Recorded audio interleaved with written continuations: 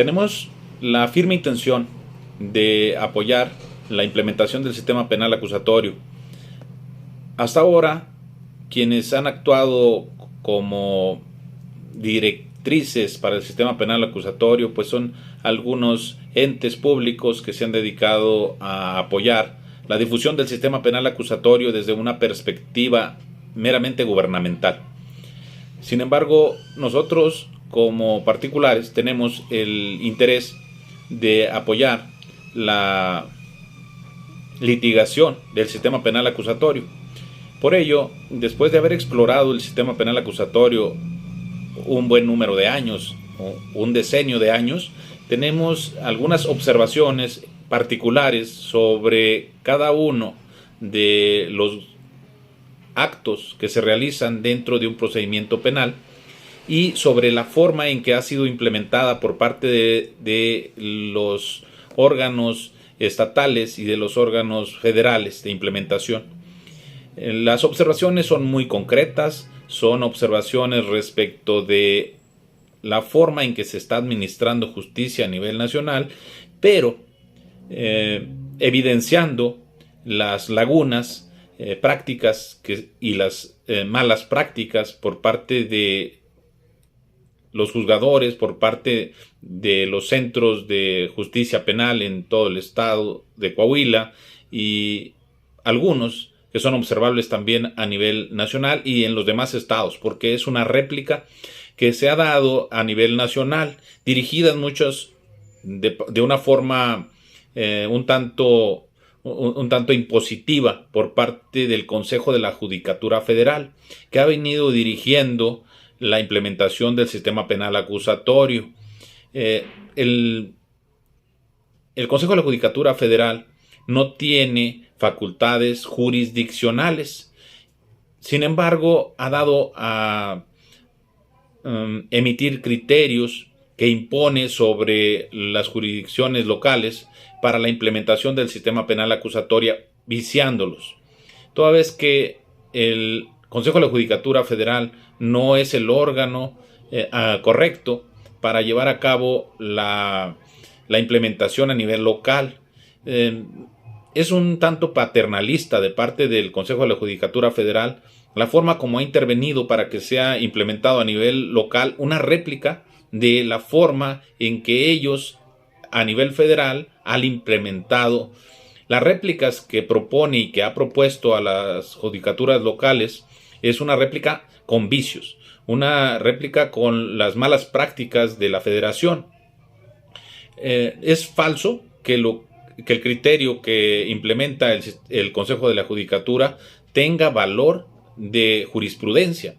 Sin embargo, las judicaturas locales han asumido que lo que les propone el Consejo de la Judicatura Federal tiene un valor obligatorio o de observarse con respeto por parte de las judicaturas locales. Se olvidan las judicaturas locales que los actos que realiza el Consejo de la Judicatura como administrador de los centros de justicia penal son también combatibles a través del juicio de amparo.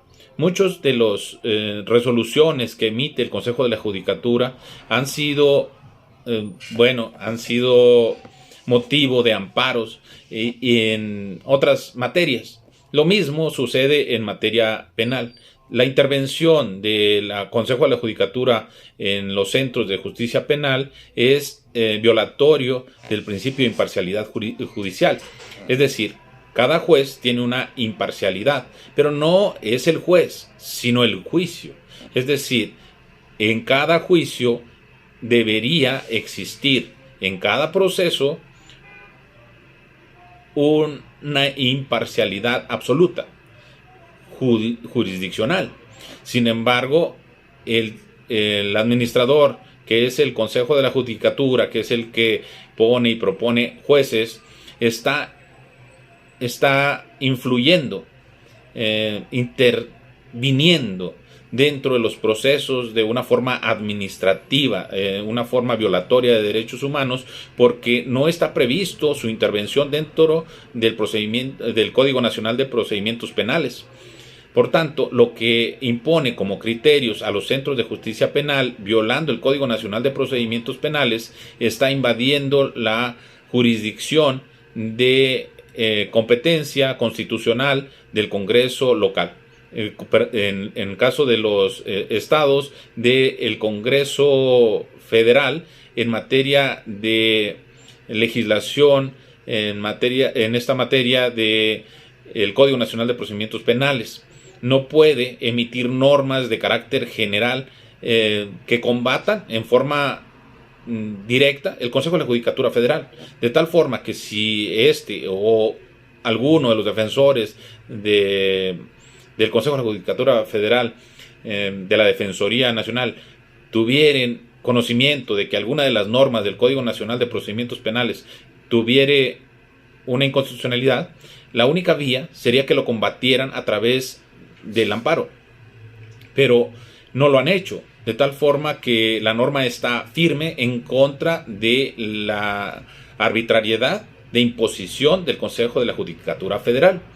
El Consejo de la Judicatura Federal no tiene autoridad jurisdiccional para emitir criterios de valor sobre las legislaturas de los estados.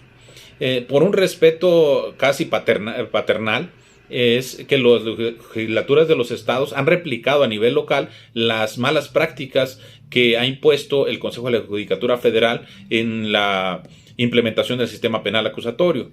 ¿Qué es lo que queremos exponerles? Lo que queremos exponerles son las nulidades procesales. Las nulidades procesales que son ocasionadas por la violación del procedimiento dentro de los diversos juicios por parte de las autoridades locales al aplicar normas que son emitidas con carácter de acuerdos o reglamentos por parte de la legislatura local. Los reglamentos y los acuerdos no pueden ir en contra del Código Nacional de Procedimientos Penales.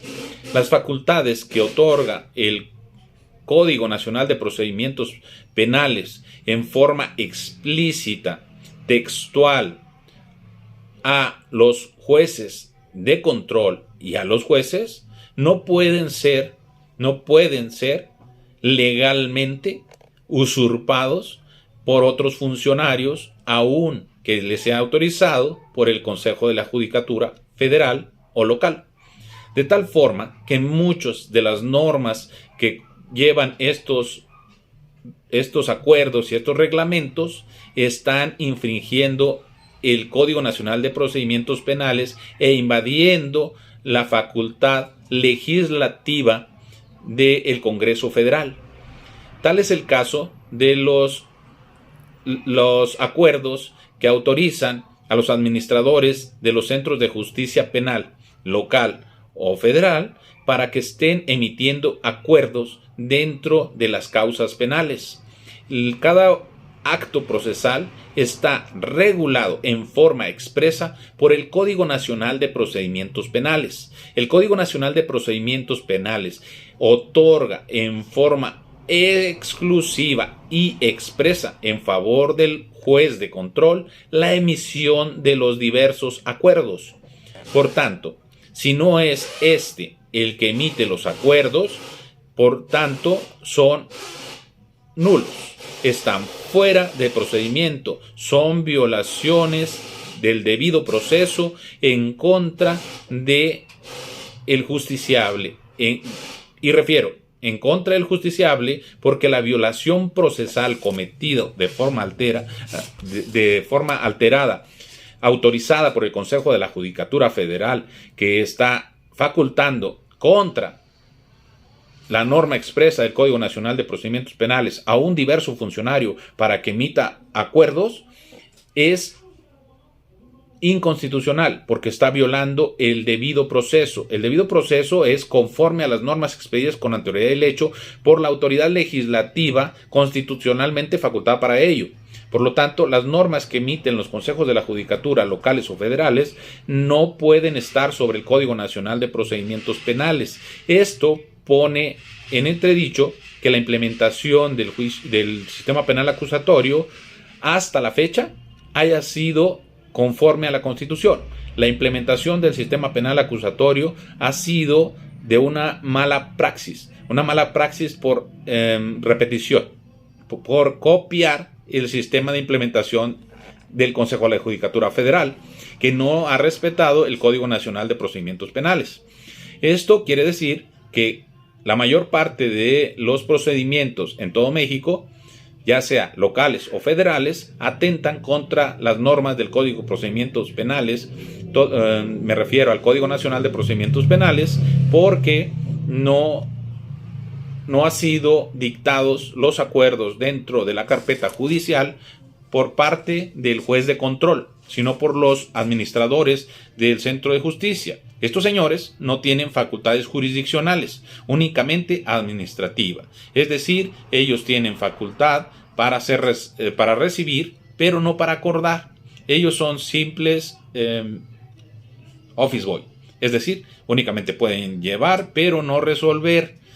Digamos, tienen voz, pero no tienen voto. Es decir, pueden llevar el escrito que les entrega la parte y ponerla a disposición del juez para que el juez omite el acuerdo válido, constitucional, correspondiente. Pero ellos mismos no pueden dictar el acuerdo de suyo porque facultad constitucional no les está dada. En materia penal, esto es muy trascendente, toda vez que estas violaciones procesales deben llevarlas y exponerlas ante el juez federal para que no sigamos con las malas prácticas a nivel nacional.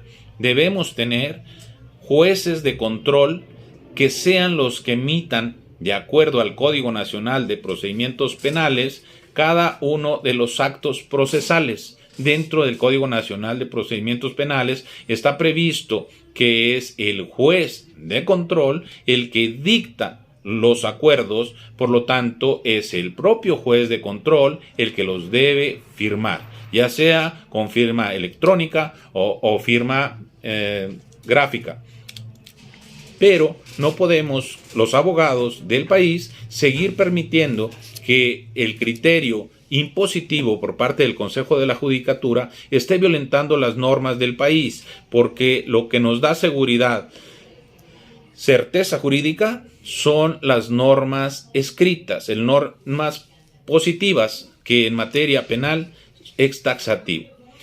La violación así hecha en forma reiterada por parte de todas las autoridades y centros de justicia penales locales y federales violenta la facultad legislativa federal. La facultad legislativa federal que está otorgada en forma exclusiva en materia penal, en materia de procedimientos penales, a el Congreso Federal. Por lo tanto, no es facultad de ninguna forma al Consejo de la Judicatura, porque se estaría erigiendo en un cuarto poder. Recordemos que el Consejo de la Judicatura no es el Poder Judicial Federal. El Poder Judicial Federal está asumido por el Pleno de la Suprema Corte de Justicia de la Nación. Entonces, no podemos darle la facultad suprema al Consejo de la Judicatura, ni local ni federal, para que puedan asumir y derogar de suyo las normas del Código Nacional de Procedimientos Penales, porque si lo hacen una sola vez, lo harán dos, y si lo hacen dos veces, lo harán tres, de tal forma que serán unos violadores seriales de las normas federales, y esto sería en contra de las garantías de legalidad de todo el pueblo mexicano. Es decir, no tendríamos seguridad en ninguna de las normas del país, porque estaría en sus manos el emitir desde el Consejo de la Judicatura Federal o del Consejo de la Judicatura de los Estados normas que contravinieran el Código Nacional de Procedimientos Penales y lo harían a inaplicable. Esto resulta porque, debido a la pandemia, se dictaron diversos acuerdos, ya sea por el Consejo de la Judicatura Local y el Consejo de la Judicatura Federal, para hacer frente a la urgencia que nos trajo esta contingencia sanitaria. Sin embargo, estas medidas eran meramente transitorias. Estas medidas ya deben estar fuera de la legislación y del sistema nacional, porque eran transitorias. Sin embargo, no podemos dejar que éstas sean válidas para siempre. La reglamentación, por tanto, no podría estar en manos del Consejo de la Judicatura, local o federal, sino que debería estar, por lo menos, en manos del Pleno de la Suprema Corte de Justicia de la Nación y en manos del Pleno de los tribunales de los estados, o bien por las leyes orgánicas que deben emitir el Congreso local en materia de los estados y el Congreso federal en materia federal. No debemos dejar que estas normas queden en forma reglamentaria en manos de los consejos de la judicatura. Esto no está por lo menos legislado.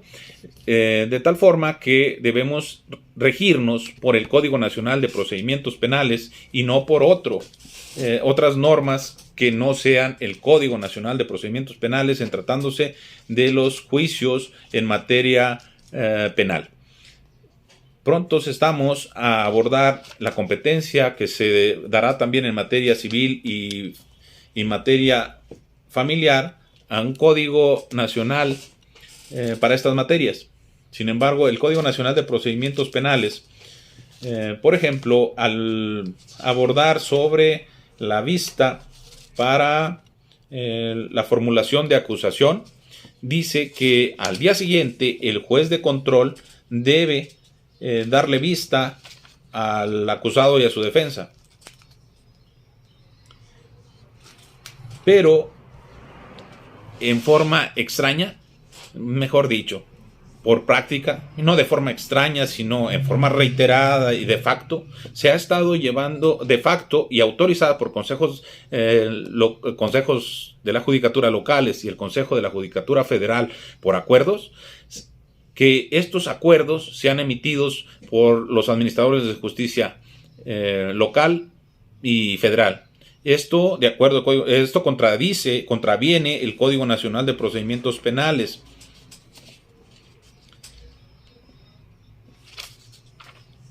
No podemos permitir tal violación porque nos deja en estado de indefensión.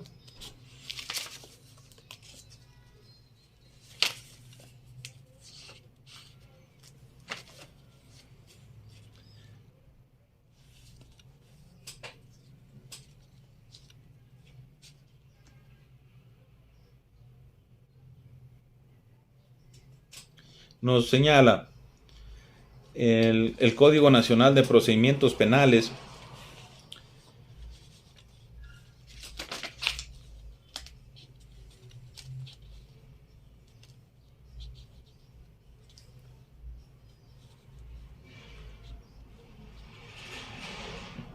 artículo 322.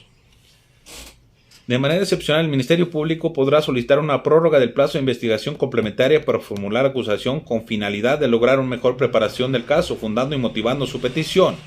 El juez podrá otorgar la prórroga siempre y cuando el plazo solicitado sumado al plazo señalado en el artículo anterior no exceda de los plazos señalados en el artículo anterior, señala este artículo 322.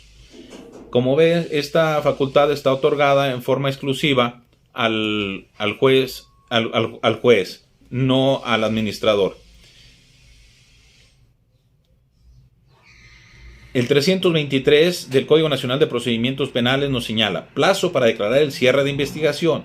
Transcurrido el plazo para el cierre de la investigación, el Ministerio Público deberá cerrar la solicitud justificadamente de su prórroga al juez de control, observando los límites máximos previstos en el artículo 321.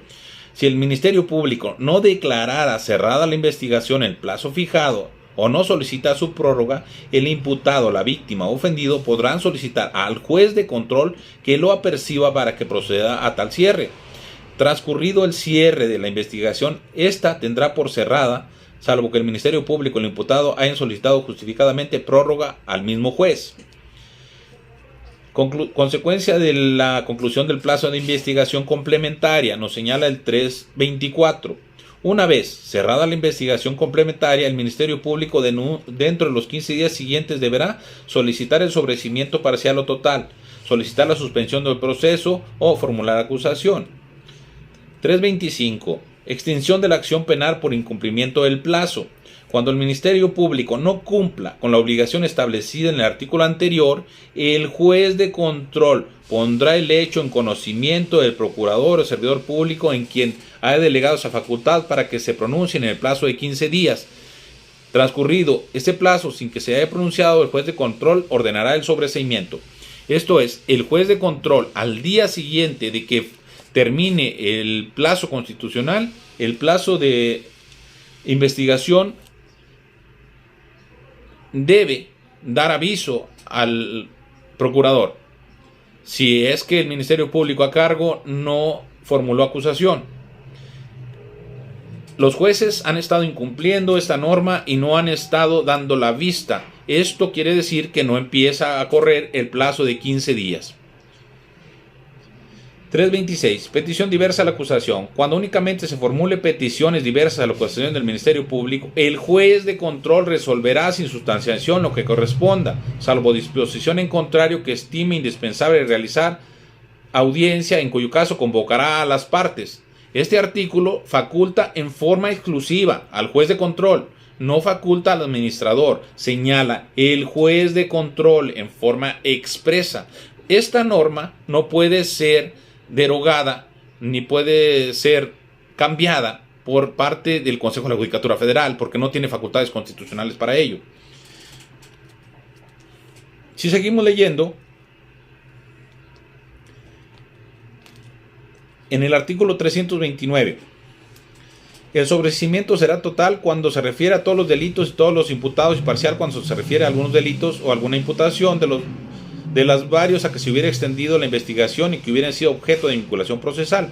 Si el sobreseimiento fuere parcial, se continuará el proceso respecto de aquellos delitos, de aquellos imputados a los que no se extendiera aquel.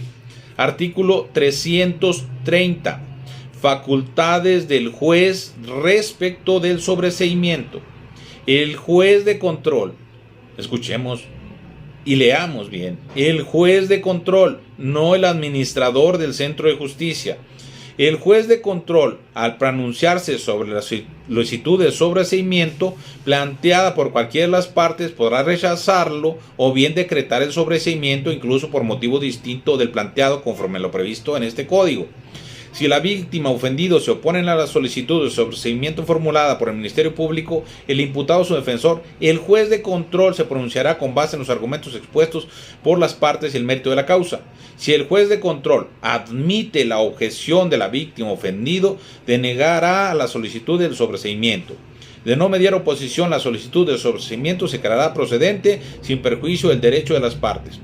Como ven, las facultades son del juez de control, no del señor administrador o de la C administradora. Suspensión del proceso. El juez de control competente decretará la suspensión del proceso cuando se decrete la sustracción del imputado a la acción de la justicia. Así, en forma reiterada, se señalan las facultades en forma exclusiva al juez de control, no al administrador del centro de justicia. Nos señala en forma expresa y muy grave que se está haciendo a nivel nacional de que sea el centro de justicia penal, es decir, el administrador, el que le dé vista a la parte respecto a la acusación con un acuerdo firmado por él y no por el juez de control. Nos señala el artículo 336. Notificación de la acusación. Una vez presentada la acusación, el juez de control ordenará su notificación a las partes al día siguiente. Con dicha notificación se les entregará copia de la acusación. El 336 del Código Nacional de Procedimientos Penales establece en forma exclusiva esta facultad, obligación del juez de control, el emitir este acuerdo, y no puede, por los principios que todos conocemos y que nos han enseñado en forma reiterada también nuestros capacitadores de inmediación, no puede delegarlo a nadie. Únicamente el juez de control puede emitirlo.